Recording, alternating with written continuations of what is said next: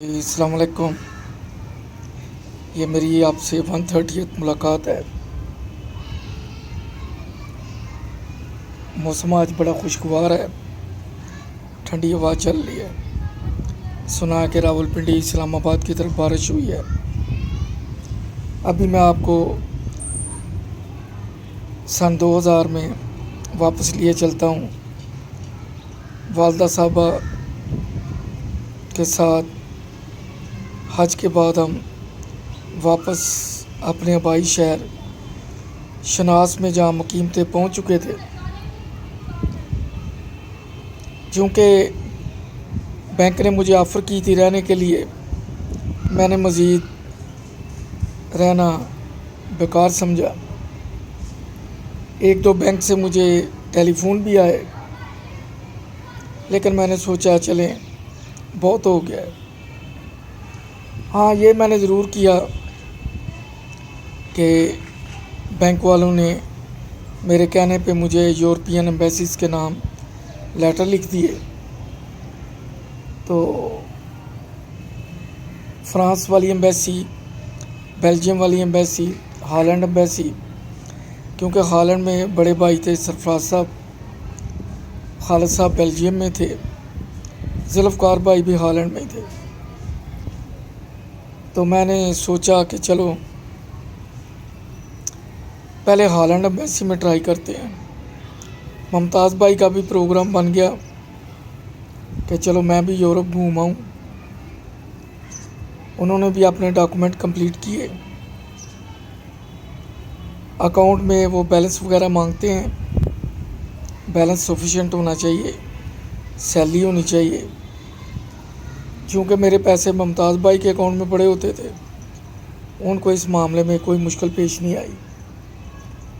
European countries کی سب سے پہلی ڈیمانڈ ہوتی ہے وہاں ہوٹل کی بکنگ، اس کے بعد آپ کی میڈیکل انشورنس اور ریٹرن ٹکٹ۔ یہ میں نے ارینج کروائے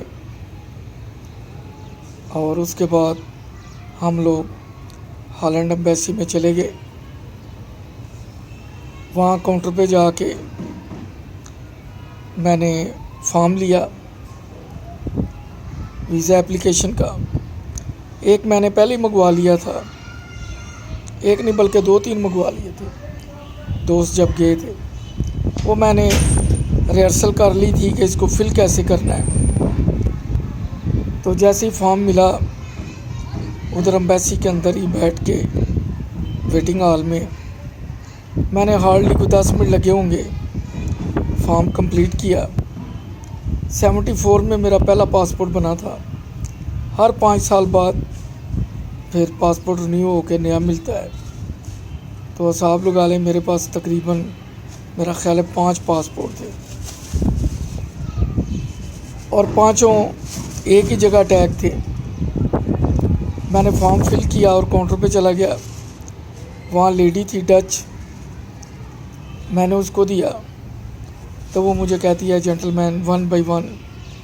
میں نے کہا ساری میڈم، یہ سارے پاسپورٹ میرے ہیں، میں بینک میں جاب کرتا ہوں اور ان کی ریسٹرکشن ہے کہ جو ایکسپائر پاسپورٹ ہے وہ بھی فریش کے ساتھ ٹیگ ہونے چاہیے۔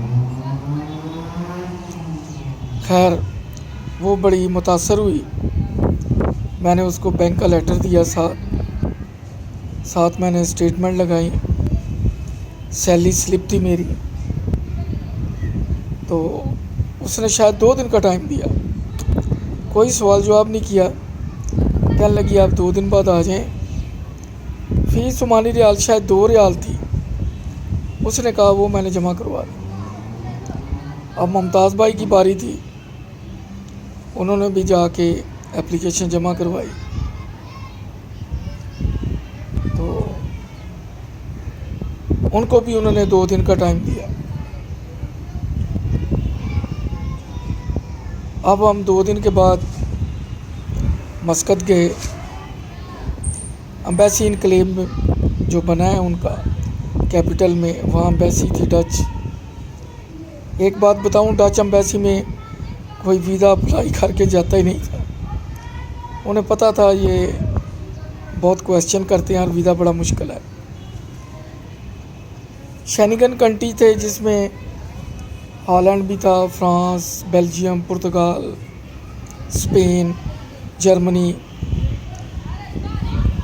لیکن مجھے کوئی اتنی انفارمیشن نہیں تھی، نہ ہی میں نے امبیسی میں جب اس سے بات کی تو ڈسکلوز کیا تاکہ اسے یہی پتہ چلے کہ یہ فرسٹ ٹائم ٹریول کر رہا ہے. میں نے اس عورت کو کہا، کہتی ہے کتنے دن سٹے کرنا ہے؟ میں نے کہا میڈم اونلی 1 ویک. کہتی ہے بس؟ میں نے کہا ہاں، ہالینڈ میں 1 ویک اور میرے پاس یہ بیلجیم اور فرانس امبیسی کا لیٹر ہے. فرانس میں سسٹر تھی میری. تو میں نے کہا میں بس 3-4 دن سٹے کرنا ہے اور میں نے واپس آ جانا. کہتی ہے نہیں جینٹل مین، جو ہمارا ویزا ہوگا شینگن کا، آپ کسی ملک میں بھی ٹریول کر سکتے ہیں، آپ کو مشکل نہیں ہے. خیر 2 دن بعد ہم امبیسی میں گئے. خوش قسمتی سے میرا ویزا لگا ہوا تھا، ممتاز بھائی کا ویزا ریفیوز ہو گیا. حالانکہ میرا کیس کوئی اتنا سٹرونگ نہیں تھا، ممتاز بھائی کا زیادہ سٹرونگ تھا، بیلنس بھی سفیشینٹ تھا، ریکمنڈیشن لیٹر بھی اسپانسر کا تھا، ٹرانزیکشن والی سٹیٹمنٹ بھی ہیلدی تھی. ممتاز بھائی کو بڑی مایوسی ہوئی، لیکن اللہ تعالیٰ جو کرتا ہے بہتر کرتا ہے. خیر خوش ہو گئے کہ ویزے لگ گئے. بھائیوں کو باہر فون کر دیا، جی ہالینڈ کا ویزا لگ گیا. کیونکہ وہ اکثر کہتے تھے کہ آپ مسقط میں آئیں تو کبھی ہمارا رہن سہن بھی دیکھیں، ہالینڈ بھی آئیں، بیلجیم آئیں. سسٹر بھی کہتی تھی فرانس آئیں. تو بہت خوش تھے. وہ ویزے جن کے لیے لوگ دھکے کھاتے ہیں، 20 25 لاکھ دیتے ہیں، وہ والدہ صاحبہ کی دعاؤں سے، اللہ کے کرم سے کوئی یعنی کویسچن کچھ نہیں. ویزا مل گیا، گھر پہنچ گئے، والدہ صاحبہ کو بتایا، خوش ہوئے. والدہ صاحبہ اس سے پہلے 2 دفعہ یورپ کا چکر لگائی تھی، دلیر تھی. سفر بھی حج کا 2 دفعہ بائی روڈ، تقریباً 3800-4000 کلومیٹر. بڑی ہمت کی بات ہے. اس طرح اب میرا واپسی کا سفر تھا پاکستان کا. سامان وغیرہ پیک کرنا شروع کر دیا. ہیڈ آفس گیا، وہاں سے اپنا فائنل لیٹر لیا، جو بینیفٹس تھے اس کا لیٹر لیا. 1-2 بینک سے مجھے فون آیا کہ آئیں آپ انٹرویو دیں، ہمیں پتہ چلا ہے کہ آپ جا رہے ہیں. لیکن میرا دل بھر چکا تھا. پھر بھی ایک نے بہت اصرار کیا تو میں مسقط گیا. لیکن چونکہ ایک مجھے بیماری کا تھا، میں ابھی 100% کلیئر نہیں تھا. دوسری میری خواہش تھی حج کی. میں نے کہا احسان اب کافی ہو گیا ہے. تو ٹوٹے دل سے میں انٹرویو دے کے آیا. خیر ان کا فون آیا لیکن میں نے رسپانس نہیں دیا. وہ ملک جہاں ایک ایف اے پڑھا لڑکا ایک بیگ لے کے گیا تھا، اب اتنے بیگ تھے کہ گاڑی میں رکھنے کو جگہ نہیں تھی. ماشاءاللہ حج بھی کر لیا، نام بھی کمایا، بینک میں اچھی سے اچھی پوسٹ، وہاں پہ کام کیا. بینک کی اکاموڈیشن جو خواب ہوتی تھی اس میں قیام کیا. بینک مینیجر کی گاڑی وہ میرے زیر استعمال رہی. مجھے اپنی دادی مرحومہ کی باتیں یاد آتی جب وہ کہتی تھیں کہ بیٹے آپ کے پاس گاڑیاں ہوں گی، اللہ تعالیٰ آپ کو سب کچھ دے گا. تو میں اس وقت 8ویں 9ویں میں تھا، تو میں یہ سوچتا تھا کہ کہ شاید دادی نے کوئی دوائی غلط کھا لی ہے جو اس طرح کی باتیں کر رہی ہیں، لیکن ان کی سب باتیں حرف بے حرف ٹھیک ہوئی۔ میری والدہ صاحبہ بھائی افتخار کو کہتی تھی کہ احسان کو بینک میں جاب ملے گی، اور واقعی جب میں مسقط گیا تو بینک میں جاب ملی، خوب نام کمایا، عزت کمائی، ہیرا پھیری، بے ایمانی، چیٹنگ نہیں کی۔ یہ اپنا ماٹو رہا۔ آنے سے پہلے پاسپورٹ میرے پاس، اے ٹی ایم لاکرز کی میرے پاس، سیکیورٹی کوڈ میرے پاس۔ ویسے ہی بات کرنے لگا ہوں، نہیں کرنی چاہیے۔ اگر میں چاہتا میں لاکھوں کروڑوں لے کے آ سکتا تھا، لیکن کہا نہیں، یہ کام نہیں کرنا۔ وہ اچھا کام کرنا ہے جو سب کرتے ہیں، وہ برا کام نہیں کرنا جو کوئی کرتا ہے، وہ نہیں کرنا۔ اللہ تعالیٰ نے حلال میں بڑی برکت رکھی ہے۔ بکری 2 بچے دیتی ہے، لاکھوں روزانہ ذبح ہوتے ہیں، ہر طرف آپ کو ریوڑ نظر آئے گا۔ کتیا 6 7 8 بچے دیتی ہے، آپ کو جب بھی نظر آئے گا کوئی اکیلا نظر آئے گا۔ حلال حرام میں اتنا ہی فرق ہے۔